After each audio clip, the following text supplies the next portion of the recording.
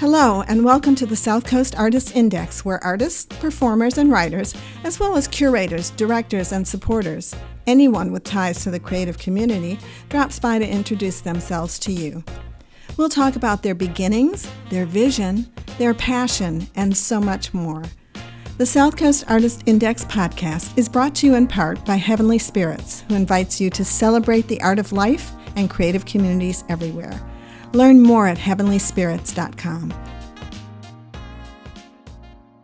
Hi, this is Ron Fortier with another episode of the In Focus podcast brought to you by the Artist Index and graciously supported by and sponsored by the great folks at Heavenly Spirits Imports, as well as the Mass Cultural Council.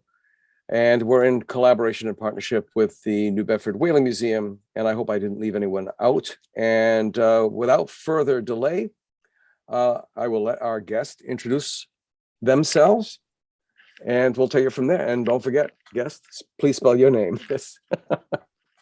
Especially in my case. Hi, Ron. It's so nice to be on with you. This is a great project you have going. I am Jennifer Gillooly Cahoon, which is a mouthful. I don't make anybody call me by both last names, but I had grown accustomed to the maiden name by the time I got married, so I held on to it.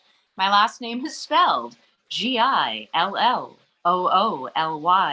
and Cahoon is Cahoon, lots of double O's. Yeah, it's almost like the Celtic version of Mississippi. Almost.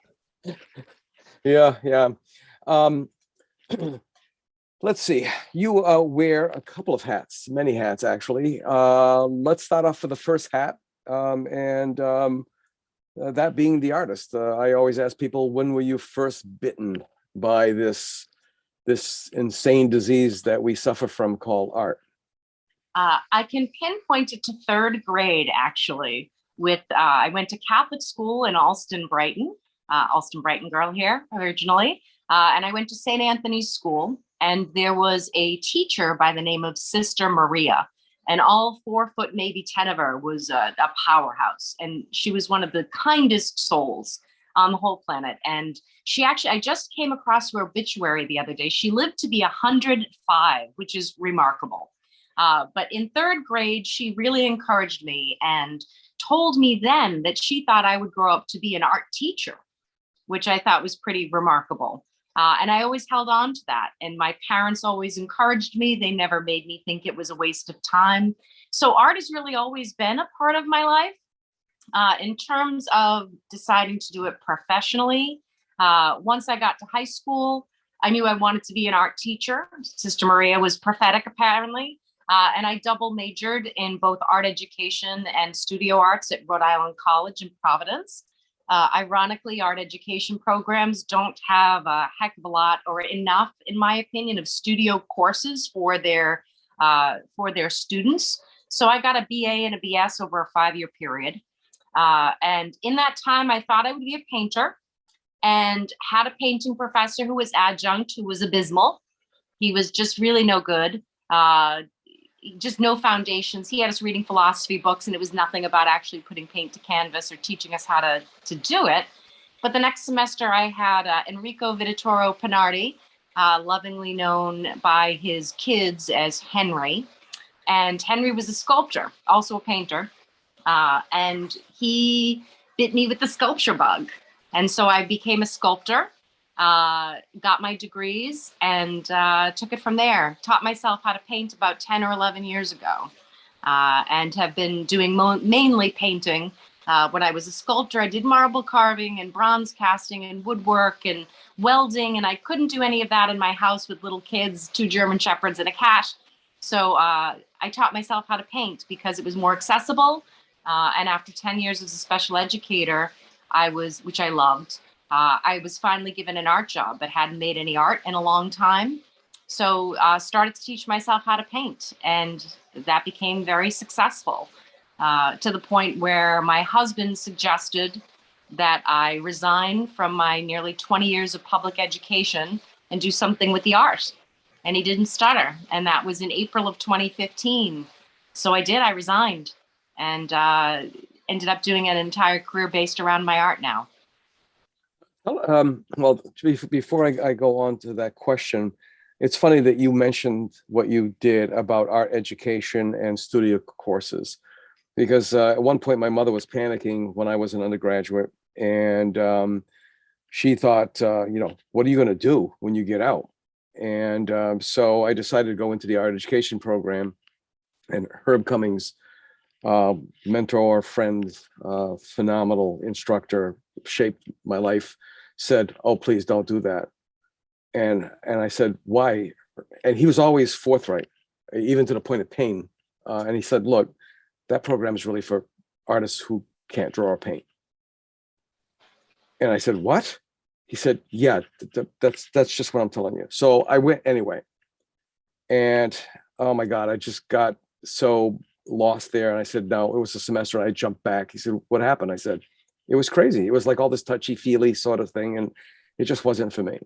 So it's funny that you mentioned the same thing, and it's such a sin, because at one time they were producing art instructors who really couldn't do art for Well, elementary and secondary. teaching in and of itself, I don't care what it is you're teaching. Teaching is an art. Mhm.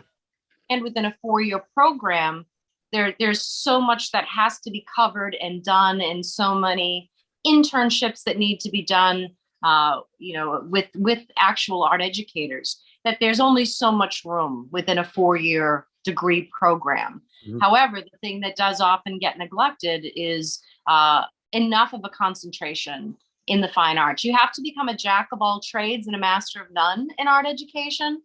And I was really an artist at heart who wanted to get good at the art of teaching as well. So I was lucky at Rick. I was able to double count a lot of my courses. And with summer work, I was able to get, it wasn't a BFA, that would have taken a little longer. But I did get a BA and a BS, and felt like I was able to get enough of the studio work in to go into a classroom and feel like I was a trained artist and an instructor. Right. I for a while I worked for the superintendent of art for the New Bedford Public Schools, Ray Basalin, who was a legend in his own time. And that's when they started going to the itinerant classes, art classes, and that was another thing. And I was really down on art education in elementary, secondary, until I visited Miami and met a friend of mine who was a year behind me in graduate school at the University of Miami, and his wife, Lourdes Fuller. She's at the Sheridan Middle School, I think it is. I forgot what part of Miami it is. And she took me into her classroom. Just walking into the building, just walking into the building, it was like art screaming at you from every corner. And then walking into her classroom, I was like astounded by what I saw, and that really heartened me, So enough about that. Let's talk about the great leap forward, because it is sort of like jumping out of a plane at midnight in the fog with no parachute, right? Parachute that hasn't necessarily been safety checked, right? There's that old quote: if what you plan on doing doesn't scare you, you're not doing the right thing. Well, I was scared, and it was a whole new world. I have 2 bachelor's and a master's degree, all of which are in education and the arts, and the first year I was trying to figure out my way. And there was a safety net there under my union contract. I could have gone back into my position after a year, which is a luxury not an awful lot of people have, who are, in a job that they might want to try something new. And for the first year, I painted, I did gallery shows, I took commissions, improved upon my craft. I bred my German Shepherd. That was fun. But I'm also part of the East Providence Arts Council here in the city, and realized that here in East Providence, we have this tremendous bounty of wealth in terms of creative souls who live here. Yet we haven't done things like Pawtucket or Providence, or where you are in New Bedford, that city really said, this is an asset. And so over the course of that first year, came up with the idea for the art center that I now run, because there was no place else like it here in East Providence. And the public educator heart in me wanted to make the arts accessible to anybody who was interested in tapping into their creativity or curious about gallery shows or art collection. And it's been something. I wouldn't say it's been a smooth ride, transitioning from an educator to an artist slash entrepreneur. But it's been a hell of a ride. Yeah. But it was scary. It was a lot of just finding my way through and trying to trust my gut, following those little divine breadcrumbs of I'm on the right path. Right. I mean, it was not just a gap in East Providence, it was a void, because I guess it was, if you want to see art, if you want to practice art, go to Providence. You know, what do you Right. need, what do you need to do it here for? And just based on what you've done through your gallery and the Arts Council, all of us, and now this new project that you're working on, you're, yeah, it sounds like a corny statement, but you're putting East Providence on the map, which it never was there. Got a great group of people around me that have the same desire. East Providence shouldn't just be someplace you drive through to get someplace to enjoy the arts. There's no need for that. And I'm so lucky that there is an administration in place here in the city that has been willing to listen to that. Mayor Roberto da Silva had me on as part of his transition team for culture and the arts. And I worked with a group of people, and we created a 15-page report with suggestions looking at cities like Providence and New Bedford.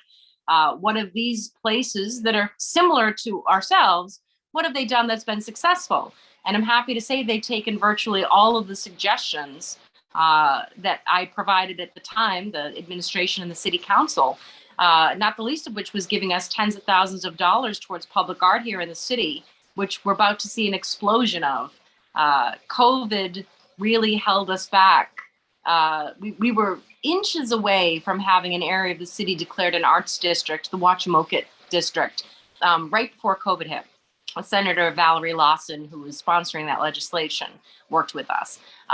And after the session was able to get back in last summer, they actually managed to get it on the agenda. So we now have an arts district, and we've got a city administration, a city council, and an arts council that are all dedicated to helping transform the way East Providence views the arts. And it's exciting.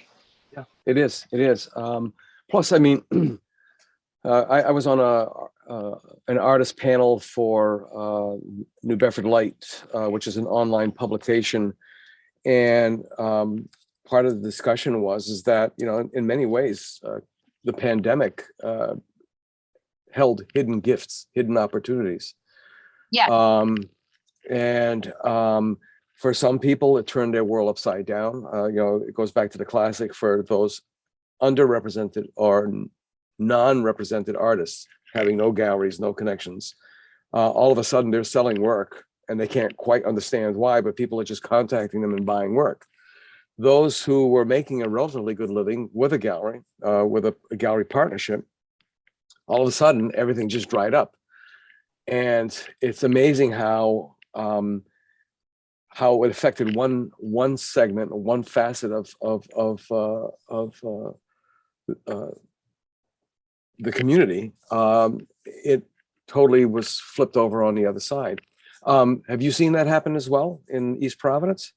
I think we're seeing it everywhere. COVID forced us all, I hate the word pivot, but people will understand what I mean when I say it. With all the pivoting we had to do, we became dizzy, and I think every aspect of society.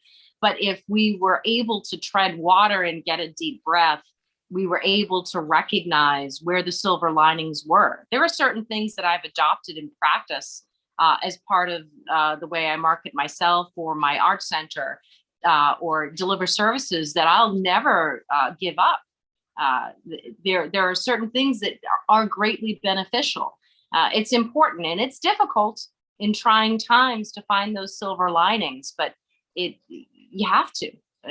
I've always been more of an optimist than a pessimist, and I'm not going to say I didn't feel knocked down at any point. Of course I did. Was lucky that my business is still in business, but being able to take those moments, let yourself feel what you need to feel, but then put your shoulder down and push. People who are able to find the strength to do that, we're lucky we're able to find the strength to do that, and we'll be better off for it. Once this is all at some point in the rearview mirror. Yeah. Before COVID, galleries were folding left and right because galleries were almost becoming in the same category cliche as restaurants, where you know, if you try to go for a loan or whatever, it's like, yeah, you're not going to make it a year. You're not going to make it 6 months. I mean, it's just a bad investment to make. And then all these online services, started off with Saatchi, and then you get a couple more, and there's Cherish now. There's U Gallery. I mean, there's so many more. But we had this conversation before we started recording the podcast about, being a little fed up with all the things that an artist has to do without gallery representation. Gallery representation is just more than, hey, you get a solo show, which is, there's an economic lesson there. Solo shows are not good things unless you bring in the crowds, unless you have established your practice to that point where people are falling over themselves to see your work. And one of the other things is, in order to display your work correctly online, you have to have 4 to 6 shots of everything. So you have to have a square off of your painting, and you have to have a side shot of your painting to show that, the thickness of the depth. Then you have to have a close-up of it. Then you have to have it in an environment. That's the four master shots. And I know now there's 2 more. And it's like, and most artists aren't capable or set up to do that kind of work. And it just takes away so much from your practice, so much from your That's the double-edged sword of not needing galleries anymore. Yes, you may not need a gallery, but you do need to be an entrepreneur if you're going to represent yourself. And it's a learning curve, and it's a lot of work. And yes, it takes away from the practice, but isn't that true of any business? And the reason that the galleries continue to even survive at all in any capacity is because there are artists who are at a loss and are not able to or unwilling to do that kind of work. But the artist that's positioned to want to do that is going to find a great deal of success in pursuing that, like anything else. Yeah. But the standalone gallery, I think, is with the exception of the very few who don't need to make money that run galleries. It's a tricky proposition. My space contains a gallery, but the only reason that my business is successful and continues to be successful is because it's also got an arts education center for adults, through children to adults. It's got a gift shop, and I take commissions, and I do art coaching, et cetera, et cetera, et cetera. I have multiple streams of income. It is not a standalone gallery.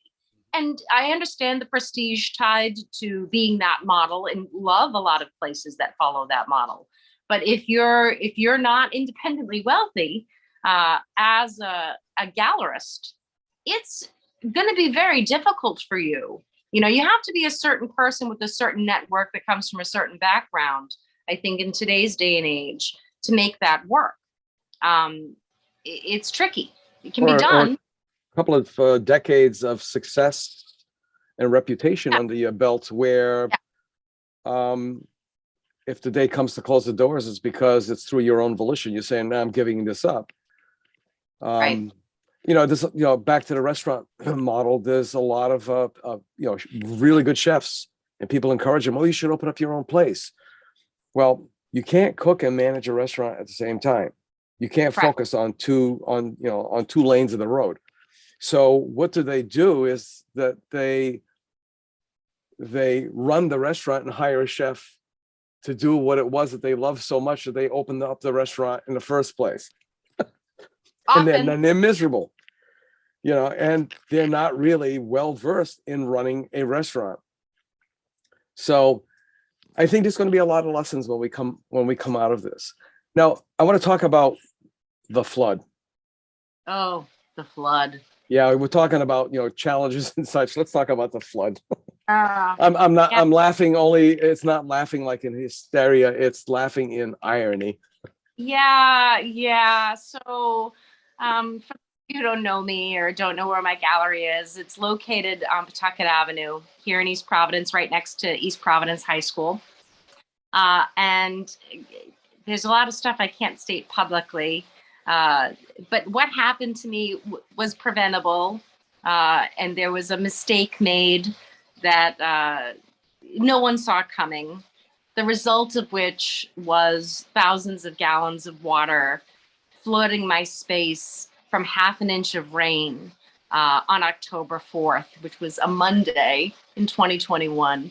I had just finished that past Friday hanging my biggest show of the year. I had 61 pieces of art from artists all over New England for my annual Halloween extravaganza called The Art of Darkness, which brings in hundreds of people every year when there isn't a pandemic. But I just finished hanging the show, and on Tuesday, October 5th, I was supposed to open up for semi-normal hours for the first time since COVID hit, when I closed my doors on the 13th of March in 2020. And not once, but twice, my entire space flooded 4 to 6 inches throughout the whole space. And immediately walls had to be ripped out. The East Providence Fire Department, big props and love and all the things to you. I had a chain of firefighters going up to the top floor of the building that I'm in, carefully moving art, and none of the artwork on the walls was damaged. Thank the higher power, right? But I lost a lot of furniture, and my walls were ripped out, and I lost a lot of art supplies, and a lot of my personal artwork was damaged. And it was defeating. I was, with COVID, we've all been suffering from a little bit of PTSD, I think, from this pandemic. And I was on the precipice of getting back to being somewhat normal. And then this disaster struck. And I was denied compensation for insurance. So thankfully, the physical building, the physical space itself was covered under my landlord. And as far as I'm concerned, my landlord is a god of sorts. This man has helped me stay afloat through this pandemic. But all of my personal losses were just that, a loss. Yeah, the drop jaw moment when you find out, oh, flood in insurance speak means water from above, not water from below. Flood is flood. No. It's water from above. Yeah. Like, what are you talking about? Insurance, right. But I digress. So, but miracle of miracles, when I looked around the space in the aftermath of the damage, which was significant, I was supposed to have an opening just under 4 weeks away from the time that hit. Mm-hmm. And it wasn't that the damage was so extensive that I couldn't conceive that it would actually be squared away by the 28th of October for this opening and for the show to be rehung.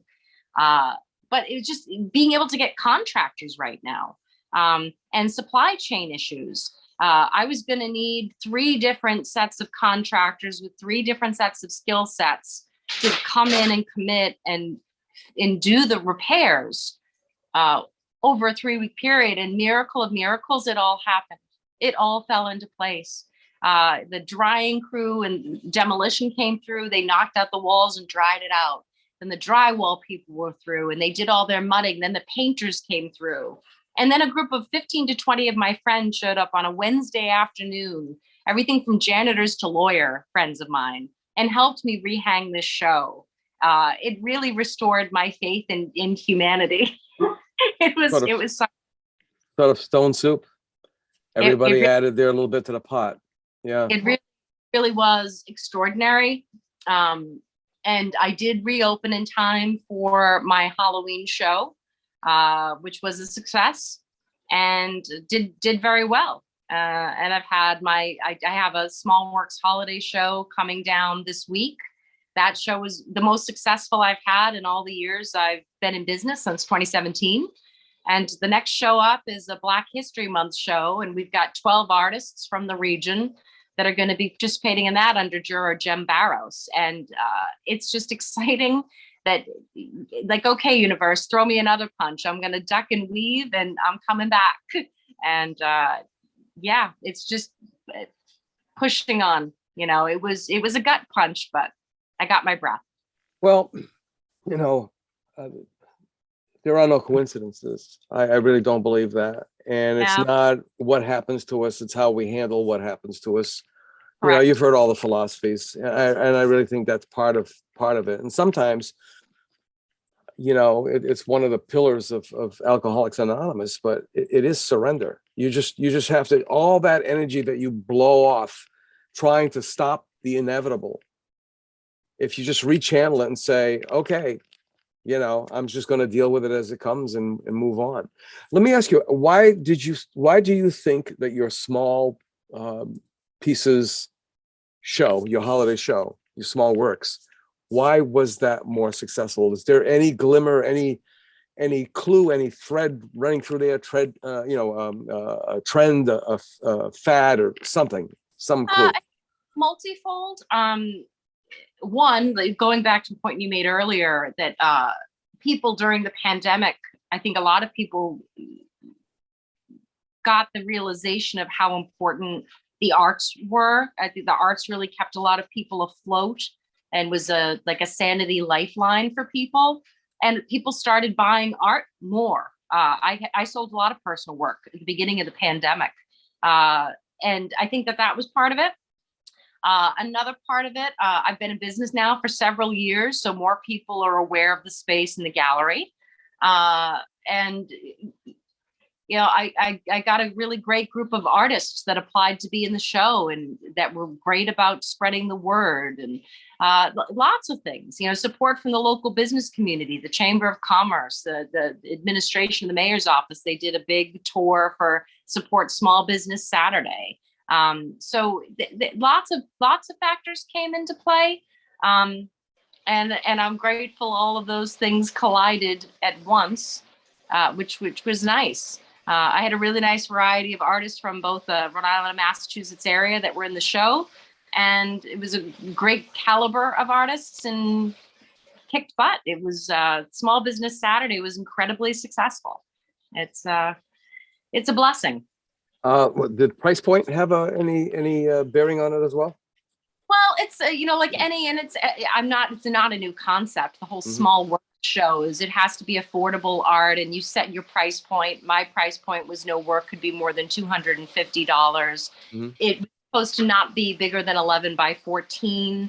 We had 180 something pieces that came in, and my space is only 2,200 square feet, and the gallery is only about roughly half of that. So we've had 40 pieces in inventory, and we were swapping out work. It was a cash and carry show. But that whole concept of one of your favorite artists who maybe you can't afford their larger works, or maybe you can't afford one of their larger works now, but now you can come in and pick up 2 or 3 pieces by this artist at an affordable price, and the can become a collector. I'm huge on demystifying that whole only certain people can and should be collectors of art. But I think the general public, one of the misconceptions is if I didn't go to school for art, if I know nothing about art, then I have no business collecting it. And my space is all about warmth and inclusivity and making people feel at home, and never talking down to people or making them feel less than because they don't have an arts education. And I've had dozens and dozens of people since 2017 become first-time art collectors in my space as a result of that philosophy and business model. And this show, everything in the show is a lower price point. So it was about almost half of the show sold. Wow, that's really good. So now you've got the high watermark for next year. It's funny as you're speaking. I remember back when I used to do a wine show with a friend, and I am now his former neighbor because I left the neighborhood. But people would ask us, what's a good wine? And we would say, it's a wine that you like. Well, how will I know which wine that I like? What will I like? Well, you have to drink a lot of different wines. Well, which one should I start off with? The one that's closest to you. It's the same thing with art. I mean, if people, there's such a high emotional level. I mean, come on, it's a $15 bottle of wine. It's not like you're investing in your 401k. Right. And it's a $75 print, framed print. Yeah, well, probably, yeah. But I mean, and it's a it's a $75 framed print, limited edition print. But yet the emotional level is so high, it becomes it's a barrier to sales. It's kind of weird. And I've had people ask me, how do you become a collector? It's like, well, we have a lot of work. My wife has had her own collection and such, and it's like anything else. I mean, you buy one piece, you're a buyer. Buy a couple of more pieces, you're still a buyer of art. You notice that your walls in your house are there's no more space, you're pretty much a collector. It's my husband has become a collector. So my husband was a Brown University biochem guy who then went into the military and does contracting for the government for a living, right? He's not your artist type. But since I've started these pursuits, he has now built his own collection. I'm sorry, No, that's okay. Yeah. The enthusiasm for art collection. Yeah. But he started his own collection, and my daughter, who's a freshman at Rick now, where I went, I overheard her speaking to my son, who's 14, saying, "You shouldn't be wasting all of your money on snacks and video games. You should save up a little money. You've got to start buying art."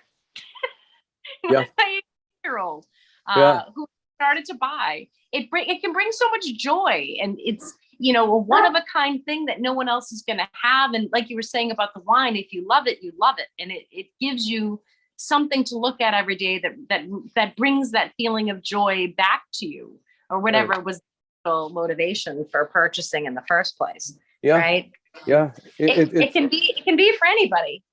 I don't remember the collector's name. I saw it on one of the Amazon shows. I've got to go back and find this guy. And he was a very, very young man. He was an RA, a resident assistant at wherever he was going to college. And he happened to have a dorm that was mostly College of Visual and Performing Arts students. And so he would do his rounds, and he'd bump into them and they'd be smoking pot.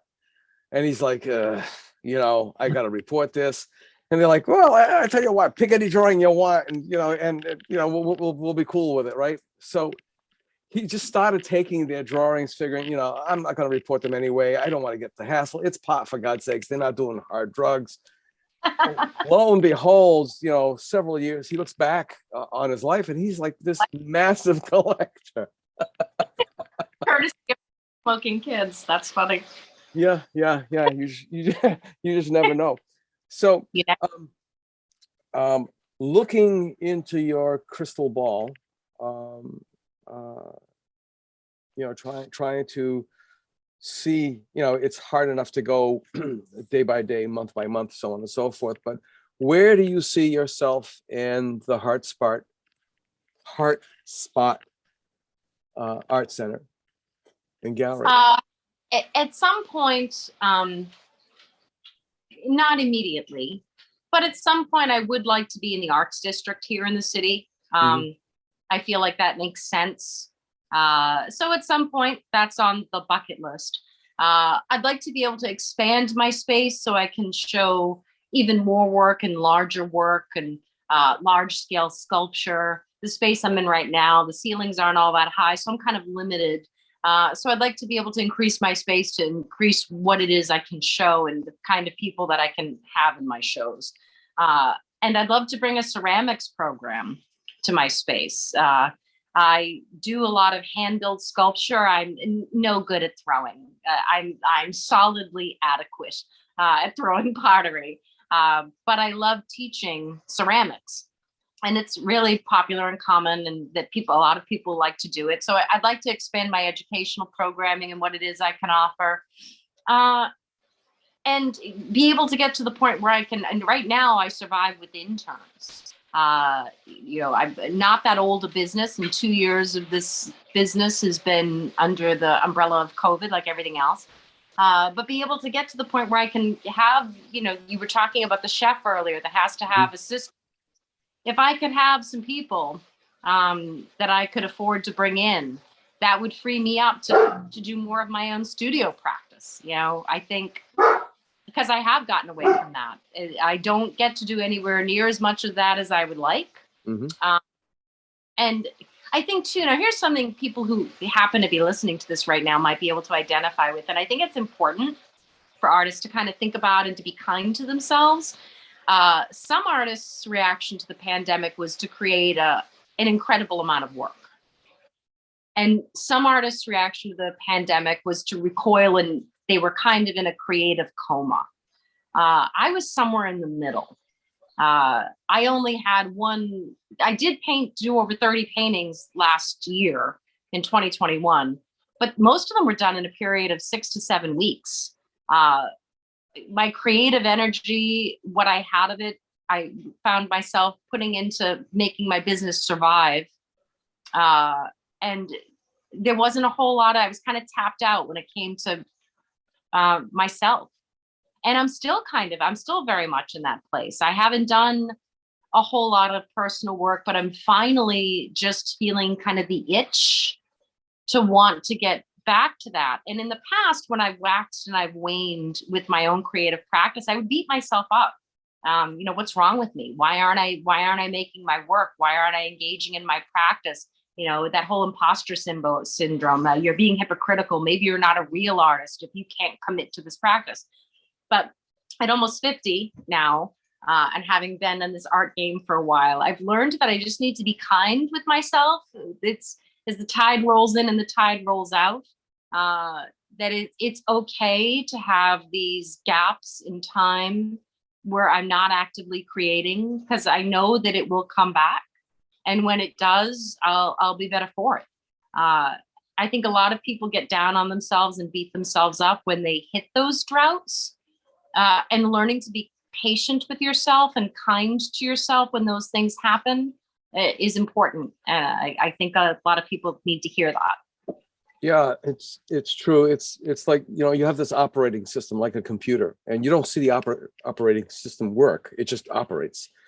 And just because you're not, working, practicing your art, doesn't necessarily mean, whether you're conscious of it or not, doesn't necessarily mean that you're not working. Because I remember we had a reunion of the BFA class of 75 from SMU, Southeastern Massachusetts University.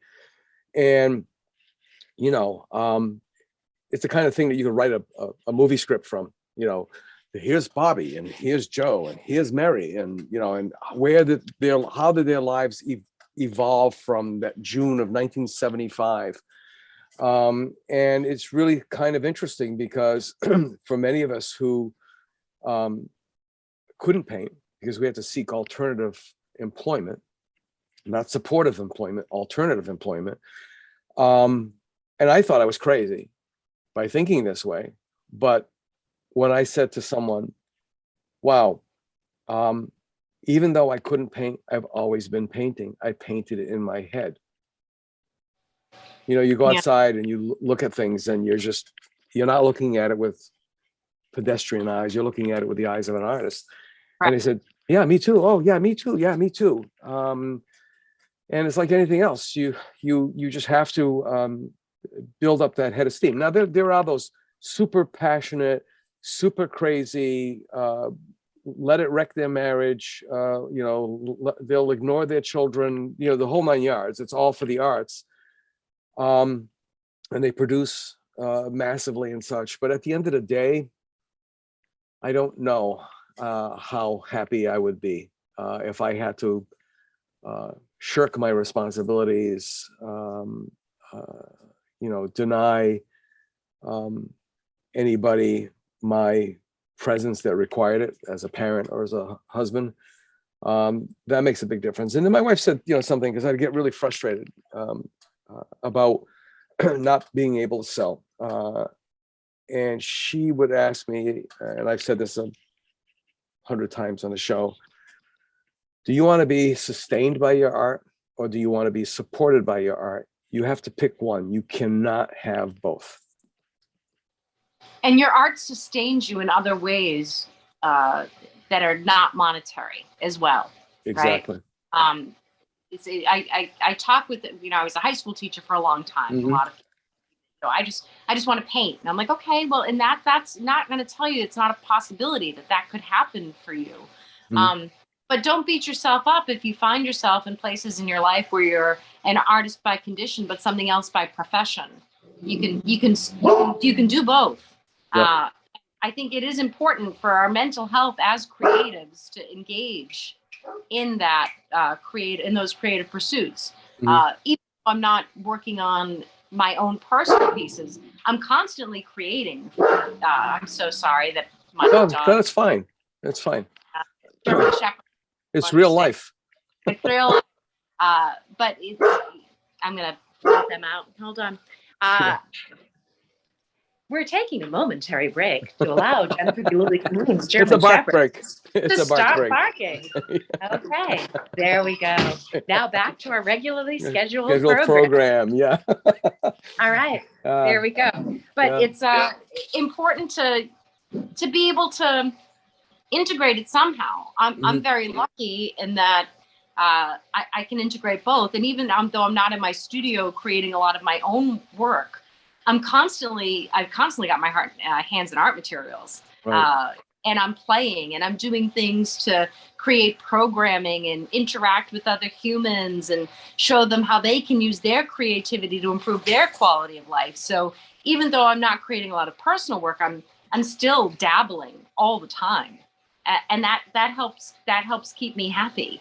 But I've got a couple of ideas that are percolating finally that are like, I'm going to get back in and I'm going to start doing. You've been doing some very interesting stuff. I know that you're supposed to be interviewing me, but I just want to say I'm really liking that you're taking risks and changing direction a little bit. And the work that you've been creating has been really intriguing.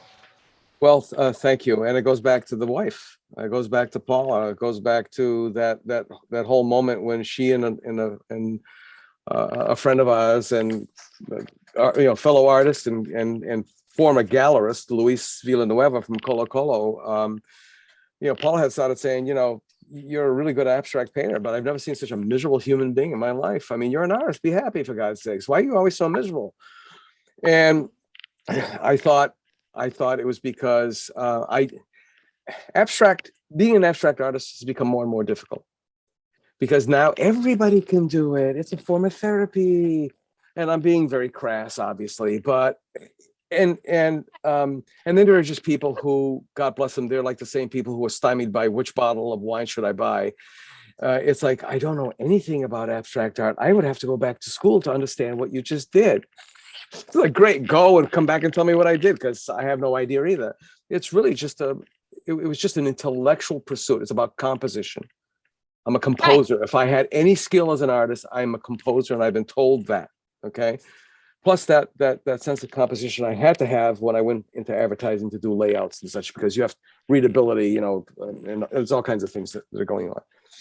But what had really been happening was I was, according to Paula, stifling my emotions. And your work, beautiful, was very regimented and regular, and there's a word, yeah, pedantic and regimented. but beautiful, right? Thank and you. That was your comfort zone, or Right. maybe still comfort zone. But we're talking about taking leaps earlier and risks, and right.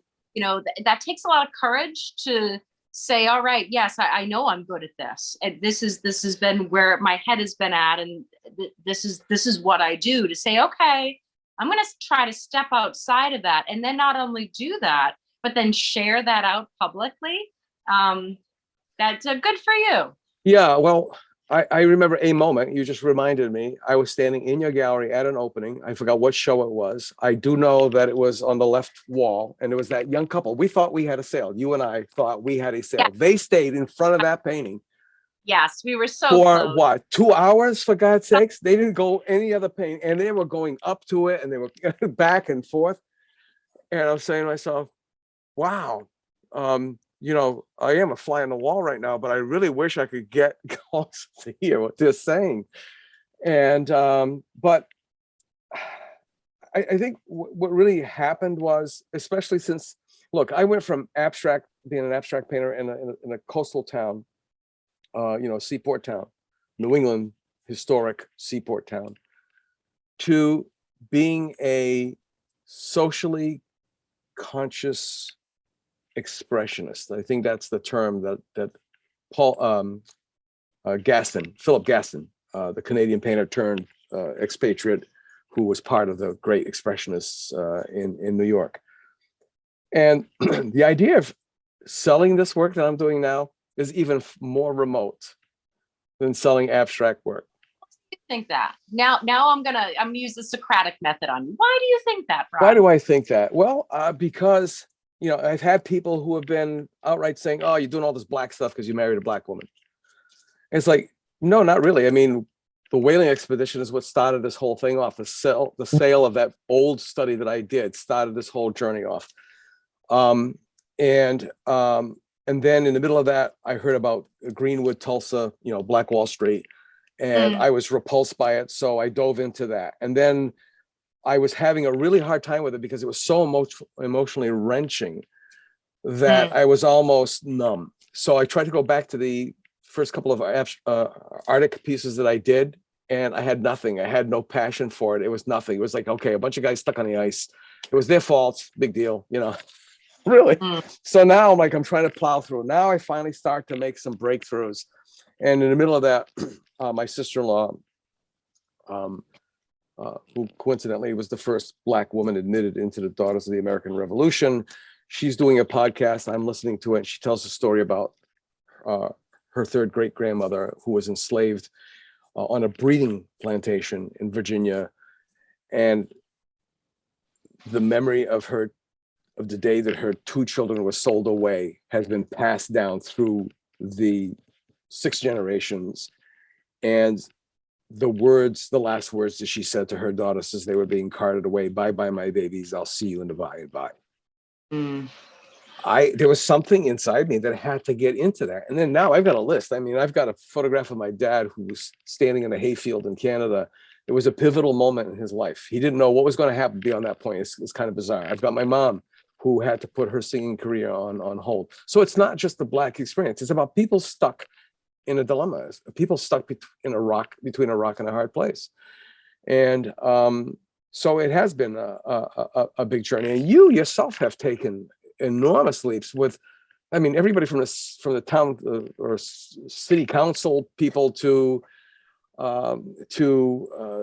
nationally, internationally known celebrities. Why that? Because it's not about me. I'm shifting it back to you.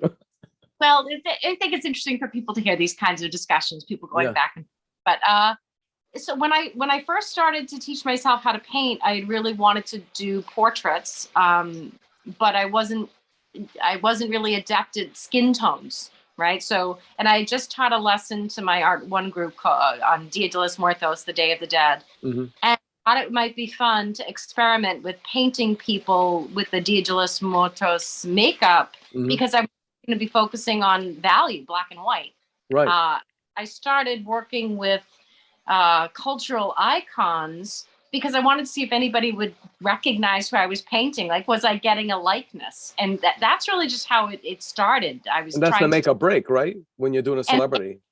It was unbelievable how it ignited something and the response, not just in my own learning and my excitement, but the response from people with that work. And I kind of got into this rhythm for several years of looking at, what are some cultural icons, people that we all share these human experiences with that people can relate to and I can tell stories about. But it can't just all be about cultural icons. I did that for a while because I enjoyed it, and I would get feedback immediately from people like, yeah, you're onto something, or no, that's way off. But once I felt that I had established being able to create a portrait that wasn't just a likeness, but my goal as a portrait painter has always been capture the essence of someone's soul in my work. That to me, that capturing somebody's essence is more important than capturing a likeness. I'm not a photorealist, but I am a realist of sorts. But then starting to do that with people who I'm surrounded with in my community. And the project you just referred to, I think, is the one where I had people in my community vote on others here that have made this place a better place to live. And so the community chose 4 individuals ultimately that were supported by grants from RISCA and Greg Amore and the state representative. He's one of my reps and friend, who was able to get funding so this project could come to fruition through the East Providence Arts Council. And so painting people that are meaningful to others in our everyday lives, not just people that we all recognize universally, but painting people I admire, and then trying to communicate my feeling about how I feel about them and how am I able to translate that so my audience can feel what I feel about them in the way that I portray them. Right. But I also do a lot of memorial portraits. A lot of those I don't post. Doing those paintings of recognizable figures have led people to me, and they're like, this person passed in my life, and I will often use the skills I've developed from painting these recognizable folks to doing these very personal paintings that capture the essence of lost loved ones. And that's been incredibly meaningful work. So it was a vehicle. Right. But I'm not really. You're lending your voice to them to speak back. Right. And but I did that for years. I mean, you can identify with this. It was kind of the same thing over and over again for years. And although I'm never say never. I will likely do some painting that falls into that category again. But I'm searching too. It's what's going to be. So you were talking earlier about these things that have gotten you excited, and when that happens to you as an artist, you recognize it. You hold on to that. That's happened to me several times over the course of my art career, and whatever that thing is hasn't sparked yet. But once it does, then you won't be able to get me out of the studio because it becomes obsessive, right? Compulsive. And that's what led me to the conversation before we started recording this podcast about I really just need to have somebody do the selling business if that's ever going to happen, so that I can just be left alone in the studio. Not because the artist's ego. I mean, it's time. It's time. The piece that you see behind me, that's the second to the last of the Charity Ann pieces. That's the great grandfather. So he was the child of the only named person of those 3 women, who the second great grandmother, this is her son, her youngest son. He almost passed, and I have him half black and half white, and the title to this piece is still 3/5. He's still considered 3/5 of a man. And it's difficult because I don't want to. I really got myself into a corner. I really didn't want to do a portrait. That wasn't the point of it. It's not about factual reality. It's about emotional reality, or that kind of thing. So it's funny how we go on this journey. And so we talked about your business. Is there something that's been nibbling away at the edges or at your toes, like the crabs do, or the little fish when you're standing in the water by the seashore, nibbling at the edge of your consciousness? I mean, you talked about those memorial paintings. Every time we do something like that, we go to another place. There's a bell rings or whatever, and it takes us in another direction. It's almost like pinball, the old-fashioned pinball machines. Yeah, I did a lot of I don't know if people that are listening know what assemblage sculpture is, but that's one form of sculpture that I've practiced here and there over the past decade while I was also engaged in painting. And I have an awesome collection of all sorts of crazy stuff. And there are a few of the pieces that I have in that collection that are starting to speak to me in terms of creating work that is a reflection of the human experience right now with this pandemic. So I'm kind of itching to do something along those lines, get my hands back into 3D. So that's the loudest voice, which could be very interesting to put something. And I've been doing little doodles and sketches, but it's just nice to feel that spark at all, like just doing kind of something exciting.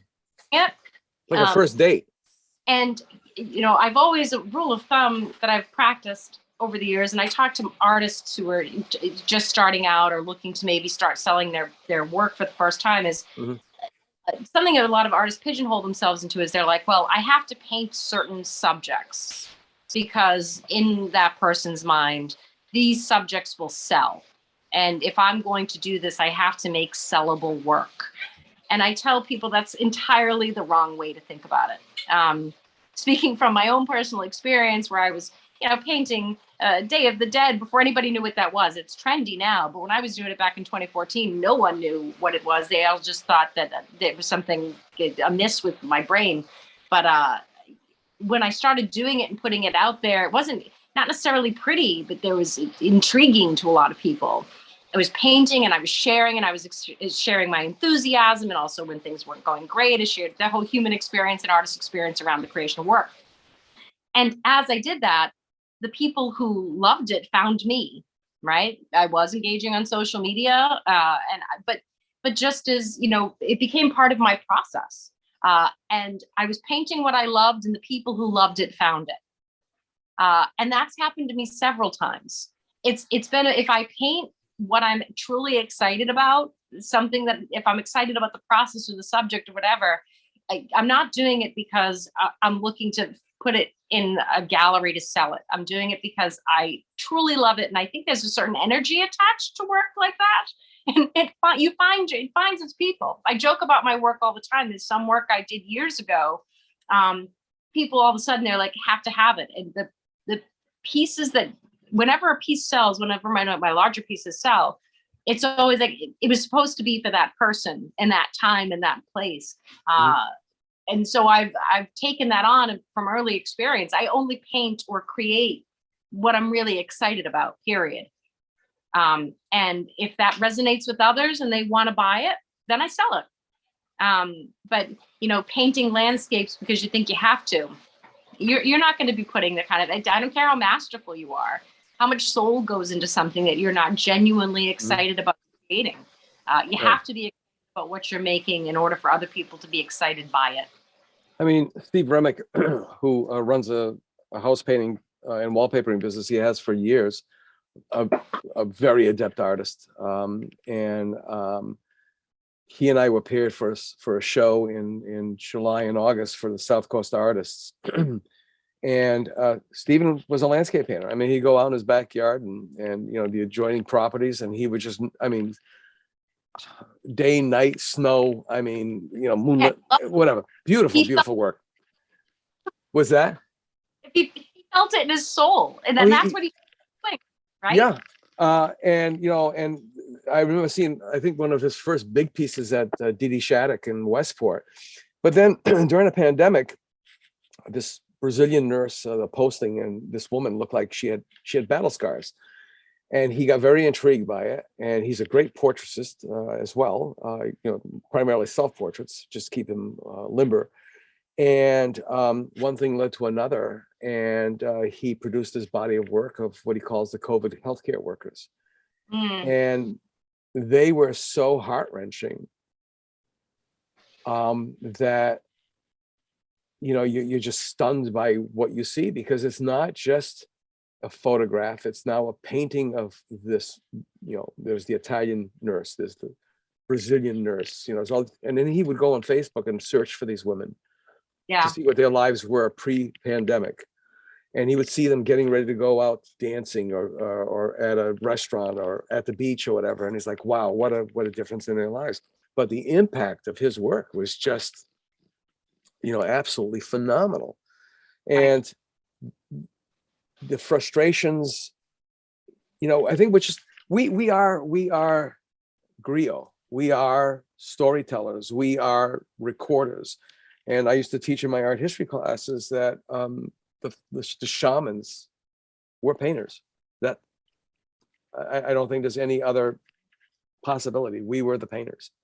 Right. And that's an important thing. We'll have to start wrapping this up, but the concept, and it's just my opinion, of doing ceramics, I think it would be phenomenal, because that's talk about touchy-feely. That's a very, very tactile experience. And then, there's a lot of technical things, obviously, with that. And it's a little bit more than grandma's ceramics, using the slip cast molds and all those other things. And then the other thing too is, and it's one thing I've always been wanting to get back to for quite a long time, is there's no print studios. You have a press, the whole 9 yards. You can go there, and it's a big piece of change for an investment. But wow, to be able to do your own prints on the side, whether they're monoprints or whatever. There was more in Rhode Island, but I think during the pandemic, I don't think it's open to the public anymore. Yeah. But it's rare to be able to find them. Yeah. So thank you so much. This is much appreciated for you to come. It's been a long time coming. I mean, there's just so many artists, and there's so little time. You are number 107. That's quite an accomplishment. And in a year's time, I don't know, can we add like another 100 to that and see where we're at? But the Barbara Walters question, not if you were a tree, what kind of a tree would you be? But where do you think you would be now if you didn't make that leap from your teaching position? I'd probably still be middle management in the public school system, right? And that would have had its benefits in certain ways, but I just wasn't happy anymore.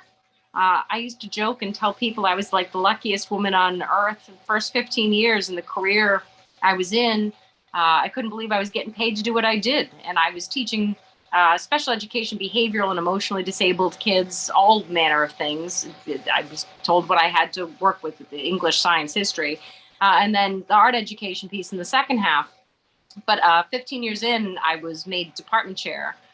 And the thing I loved about it the most, working with the kids, was not taken away, but it was greatly reduced. And it became more about bureaucracy and management of other adults, and wasn't happy anymore.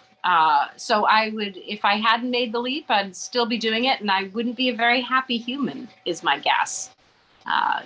So it was, I was 42 years old when I made the decision, and I joke about that for your Hitchhiker's Guide to the Galaxy fans out there, 42 being the answer to life, the universe, and everything. Right. That very seriously at 42. And I'm like, if I'm going to make a big life decision, this is the age to do it at. Exactly. And I think I'd be a burnt out bureaucrat if I hadn't made the leap. Yeah. It's the short. You don't want to be stuck in the coulda, shoulda, woulda dilemma. Right. Or as I think Tony Robbins, the great motivational speaker, I think he said that geographic location known as Someday Isle, the island where someday you'll do something. Right. If I hadn't done it, if I hadn't taken that leap of faith, I think about all the things, all these, and this isn't a brag. This is more about how it's affected the community. I've won 6 People's Choice Awards from Best of Brooklyn and Projo Reader's Choice Awards. And that's all about people in the community vote for businesses they value. So I've had that many people year after year vote on my space as being the best gallery in the state or in the East Bay, because I've made a positive impact in the lives of people who have taken the time to engage in that process, to use their voice to say, we value and appreciate what you do. None of that would have happened if I hadn't taken the leap. So it's not just the public school teacher in me wants to, help everybody, right? So I was able to take that, not just focus my attention on teenagers whom I love because I'm a masochist, but it's community wide and region wide. This has gone well beyond the borders of the city in which I live, and I'm an incredibly lucky woman that I can do it. Without my husband, I wouldn't be able to do it at all without his. And I'm just a fortunate woman. That's all. I'm still doing what I love. Well, that's great. Well, Jennifer Gillooly Cahoon. Good job. That's not easy. No, it's not. Thank you so very, very much. And with that, folks, it wraps up another episode. This is episode 107 of the In Focus podcast, brought to you by the Artists Index and graciously supported by the folks at Heavenly Spirits Imports, and also with the assistance of the Mass Cultural Council and the Whaling Museum's Common Ground Project. You'll hear more about that. That's another one of those pandemic things that just keeps, we'll hit the sweet spot with that. But thank you so much. And without further ado, see you next time. Thanks so much. Bye-bye.